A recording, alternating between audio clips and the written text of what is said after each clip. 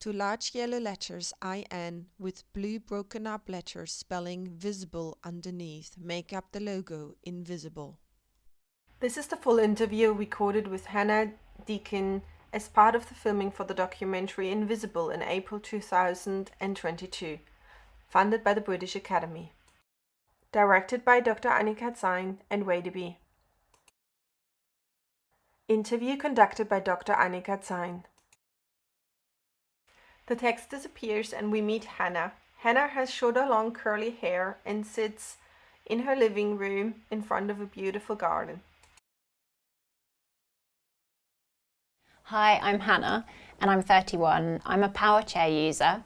I have several illnesses: complex regional pain syndrome, spasms, functional neurological disorder, hypermobility syndrome, osteoporosis and a plated femur. When I was 14, I had an injury playing netball and I damaged my ankle and the nerves in my ankle, which caused the complex regional pain syndrome. And then kind of things spread from like one leg up my leg to the other leg, and then caused some of the other illnesses as secondary complications. Initially, I don't think I realised that it was more of a long-term disability. I felt like I was sort of had an injury and hopefully I was going to recover and then get back to kind of normal life. But then after quite a few years of having the injury and then getting secondary complications, spending several years in hospital, I realised that actually, it is more of a long-term disability that I'm living with. Yeah, so my blog is called Hannah's Hope, and I feel like hope is quite a strong word, and I hope for the future for myself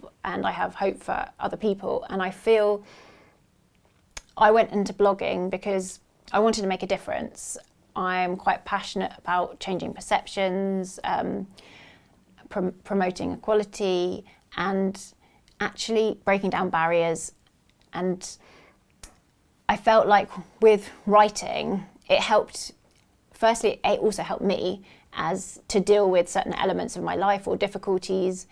And also, I feel it also helped other people if maybe people were feeling like, like they were the only one person out there that maybe was dealing with a particular issue, that actually they can read and actually say, okay, maybe it's not exactly the same, but actually I'm not the only one. So I hope that it helps people to feel not so alone.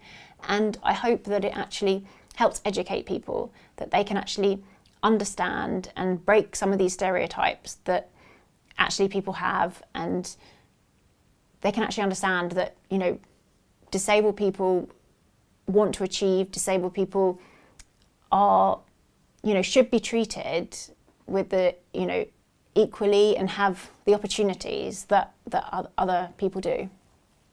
How do people respond to your disability?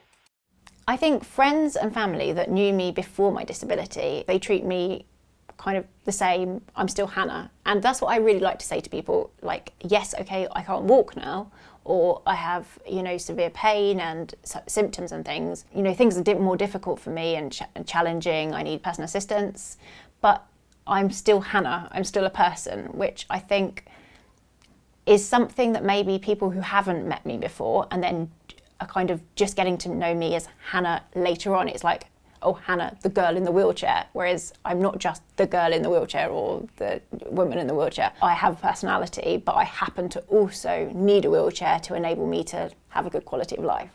I think a big thing is that people assume if you're a wheelchair user that your brain doesn't work, that mentally you're not as able as able-bodied people who can walk. They have this kind of understanding that like your legs don't work, so nothing else works. Whereas actually I know there, are some people unfortunately not as mentally able as others, that, they have a disability that affects, a lot of their body. But a lot of us, I think, most people in wheelchairs, they have additional issues that maybe they're not as mobile and things, but they're still able to, achieve great things, to be lawyers, to be teachers, to be, accountants, to do whatever they want to do. And they have ambition. I think people don't realise that actually they still want to achieve, like maybe getting married, having children, buying a house, going on holiday, all these kind of dreams and hopes that an able person wants to achieve. Disabled people also have. We're not stupid. Sometimes people treat us like, yeah, we're not able. And yes, okay, there are challenges, and we still have valuable contributions to society and can do a lot. So I think that would be a big thing that I think there is a misunderstanding about.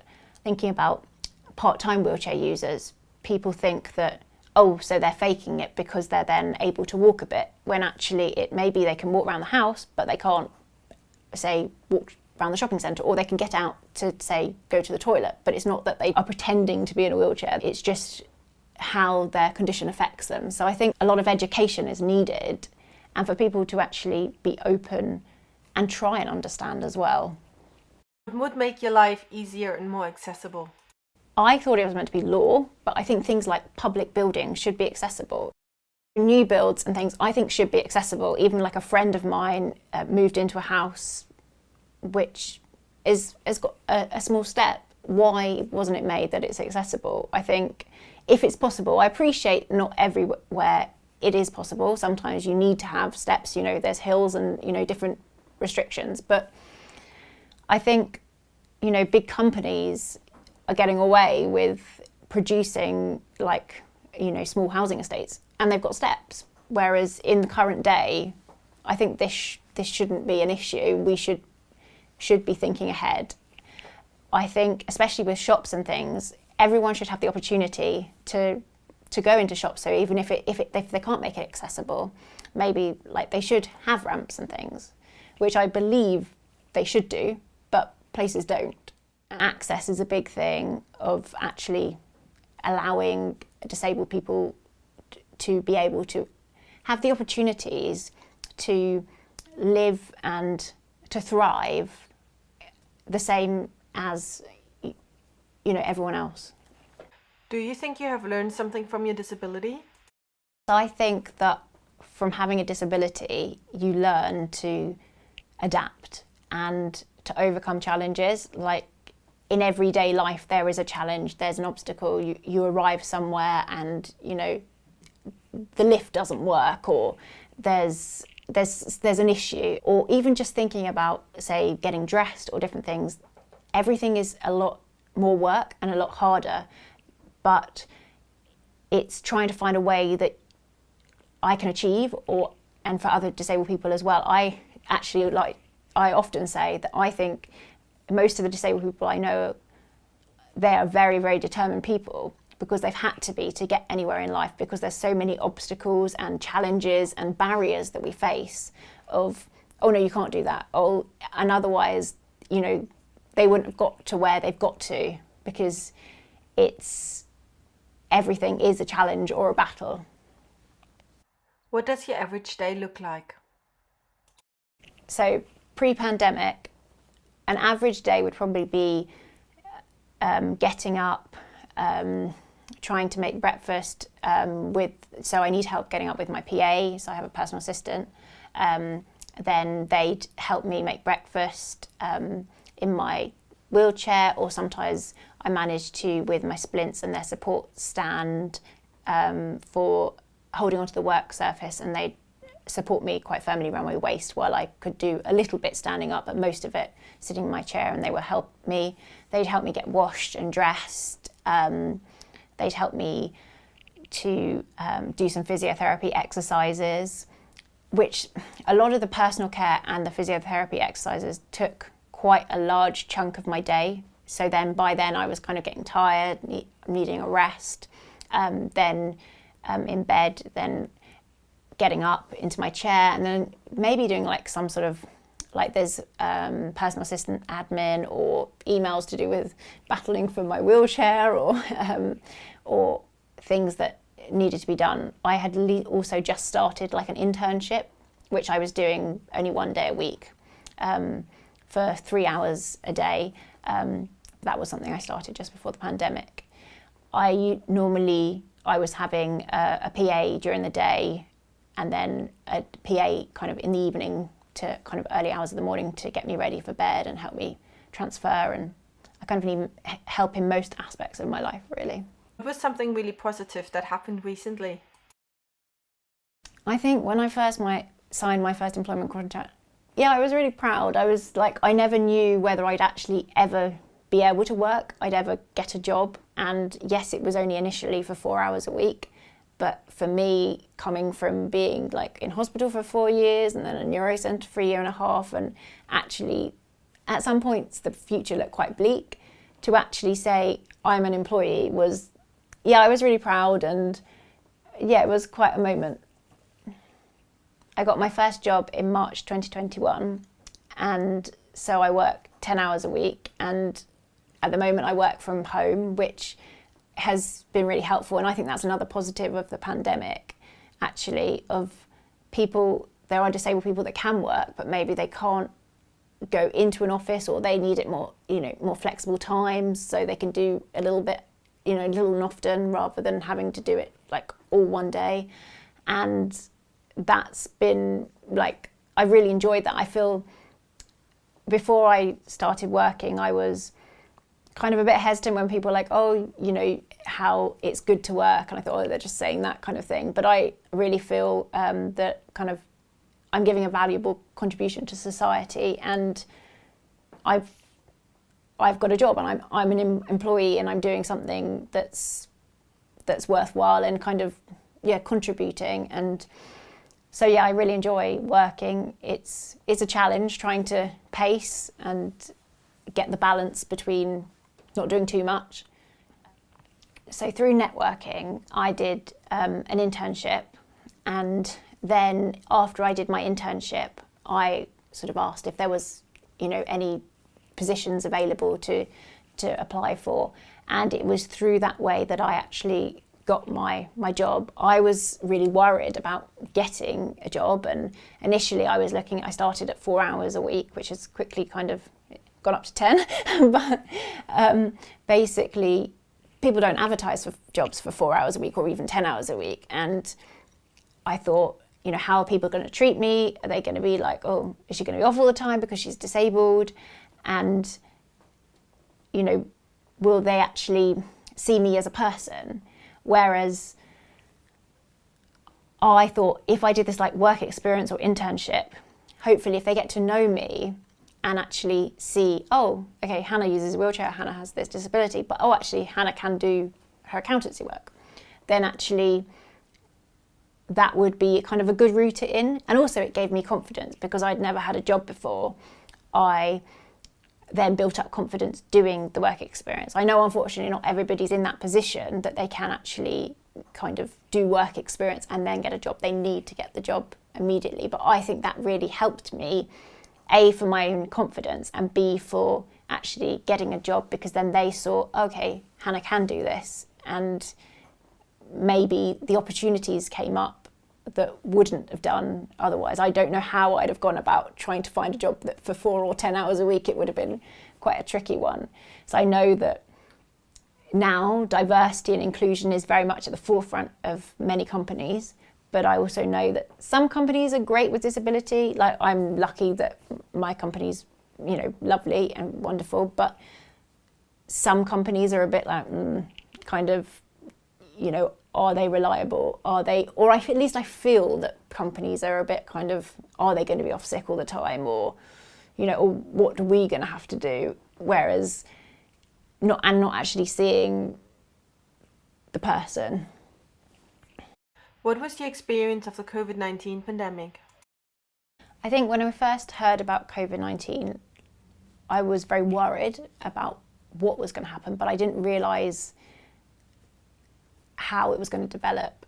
I thought it was we knew there was this 3-week lockdown, but I didn't realise the long-term kind of consequences that were going to occur because of it. I was worried about catching it, and how, it was a very serious, and it still is a very serious virus. And I was worried about, going into hospital, how I'd manage, obviously potentially ending up on a ventilator and potentially dying. It was very frightening, and I think as it went on, I was becoming more aware of that, and especially I was very worried when they brought out the kind of, they were talking about prioritising who got ventilators, and if you're kind of how valuable was your life, and if you had a disability and certain kind of didn't meet the structure of maybe with mobility and how much you could do for yourself, then potentially you wouldn't be prioritised for a ventilator. So that I was really quite alarmed about and worried. I think being slightly more vulnerable, it was a very frightening time. And even thinking about my parents, when if they got coronavirus, who was going to help with me, and how was I going to help look after them, because I can't really. And so that was quite a frightening time, and it's still something that worries me, particularly in the beginning.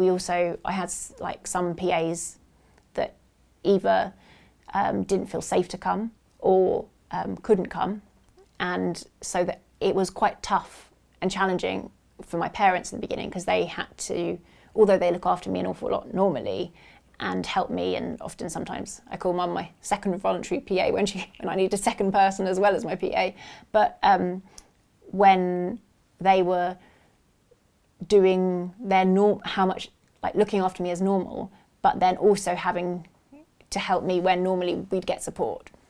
So my average day changed quite a lot. So normally I would also go to hydrotherapy at White Lodge once a week and physiotherapy at White Lodge once a week, which is a charity that supports disabled children and adults in Chertsey, in Surrey. And that closed, so I wasn't getting hydrotherapy once a week or physio. I had a few remote physio sessions, but that was quite useful, but not the same as being in person. And also I go swimming once a week to a disabled swimming club, and not as a kind of like aiming to be in the Paralympics, more as just kind of getting swimming and exercise. And I love being in the water. It just helps me so much with my pain and stretching. I get very tight being in my chair, and I'm free. And actually I'm quite a good swimmer when I'm in the water, mainly with my arms, but I can, get around the pool kind of with a PA or my mum or someone with me, but actually kind of more independently, and that freedom is incredible. And so obviously pools were closed, so for me, not having swimming once a week and hydrotherapy once a week, so going in the pool twice a week, that was really challenging, because my pain was worse. I was really, really tight, and I wasn't getting the help from physiotherapy, and there was medical appointments obviously were cancelled, or if I did see any doctors or consultants, it was via like telephone appointments. So yeah, that was a really challenging period. Also, as I touched on earlier, I didn't have so much PA support, as either they didn't feel it was safe to come, or they couldn't come.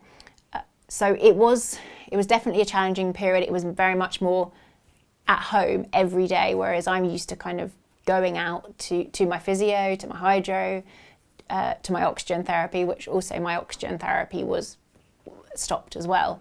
So, well, I suppose like everybody in a way, people that used to go out 5 days a week to work, they were at home working from home, and I was, well, I suppose no different in that sense, but instead of the working aspect, it was the kind of therapies and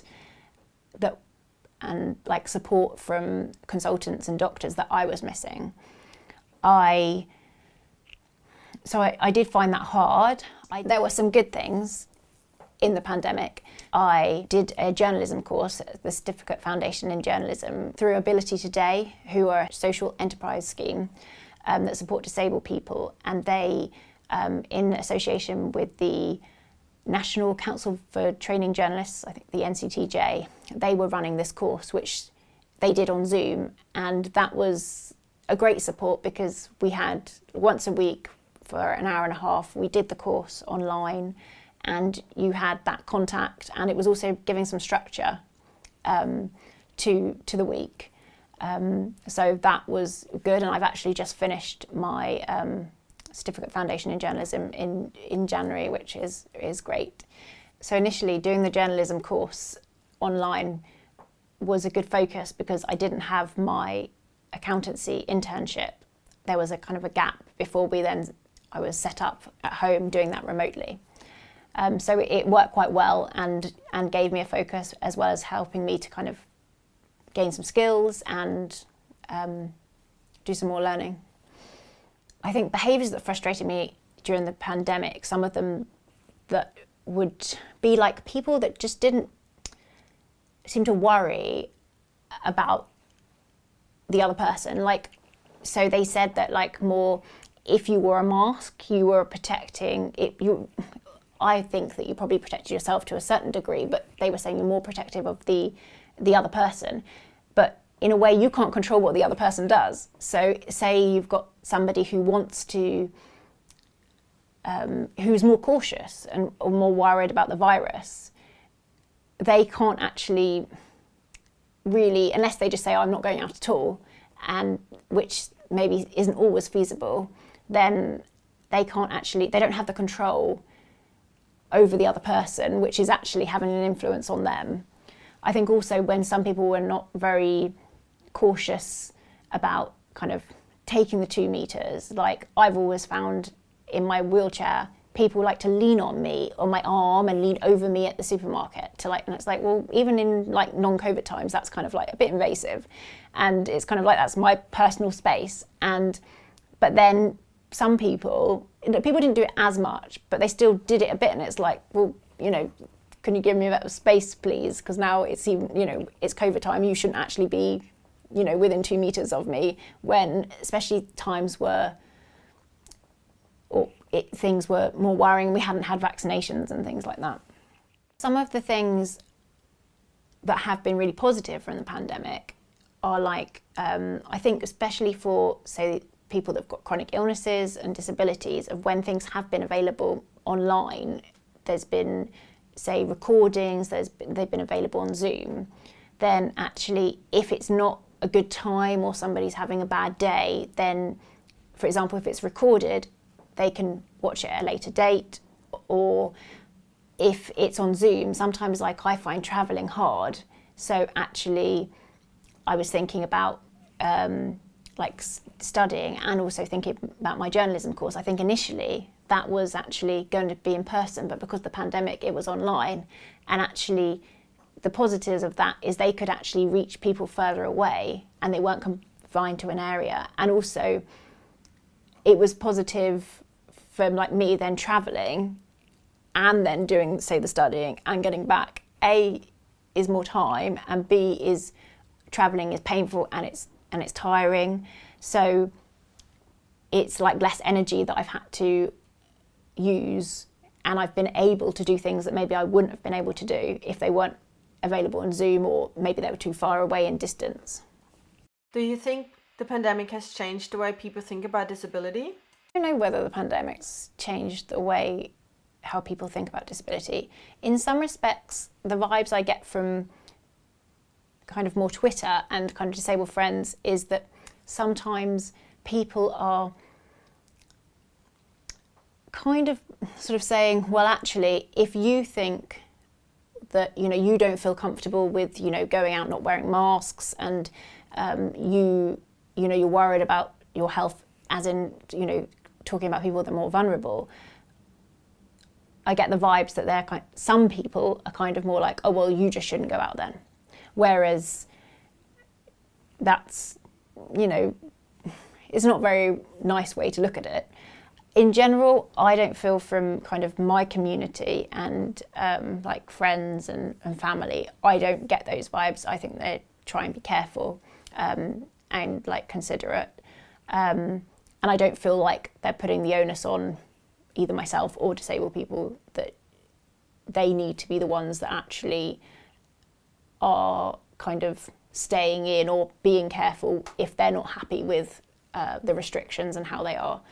But that is one vibe I do get a little bit in general. But otherwise, I would say I don't think it's really changed a lot of how disabled people are looked at. In some respects, you can say that they use the word vulnerable a lot, and people weren't too pleased with that because it's not really necessarily how all disabled people want to be looked at. Did you take up any new activities during the pandemic?